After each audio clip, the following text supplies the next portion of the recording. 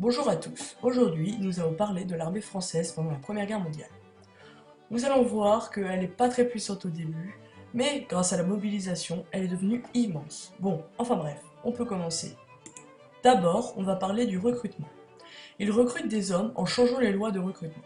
Par exemple, la loi de 1905 a supprimé pratiquement toutes les dispenses, et la loi de 1913 augmente la durée du service. Voilà les conditions de la loi de 1913. Service militaire pendant 3 ans pour l'armée active, les réservistes, ceux qui composent l'armée de réserve, restent pendant 11 ans, les soldats de l'armée territoriale restent pendant 6 ans, et les réservistes de l'armée territoriale restent 6 ans. Alors, le total donne 25 classes. En gros, tous ceux qui sont nés entre 1889 et 1914 doivent partir pour l'armée. En août 1914, l'armée a réuni 3 580 000 hommes, ou soit un Français sur 10. Maintenant, nous allons parler du plan 17. Le plan 17 est un plan militaire composé par les commandants en chef Joffre et Foch. Il s'agit d'un plan de mobilisation et de concentration de forces françaises. Il prévoit de recruter plus d'hommes grâce à la mobilisation, puis de les transporter par des chemins de fer sur les frontières. Et pendant que les troupes sont transportées, les unités frontalières doivent défendre la France le temps qu'ils arrivent. L'avant-dernier chapitre parle des types de régiments.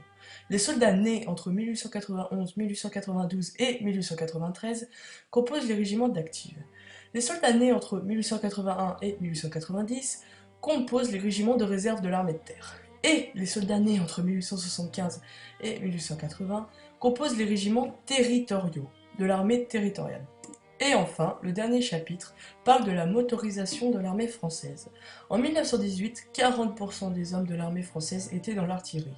La production de plus en plus grande de mitrailleuses, de voitures blindées, de tanks et d'avions ont fait baisser le nombre de soldats d'infanterie. Au total, il est estimé que 7,9 millions d'hommes ont été mobilisés pendant la Première Guerre mondiale, avec 1,4 million de morts ou disparus et 4,3 millions de blessés. Voilà, j'espère que cette vidéo vous a plu. Moi j'ai adoré la faire. Si elle vous a plu, mettez un petit j'aime, ça fait toujours plaisir. Et abonnez-vous si ce n'est pas déjà fait. Merci.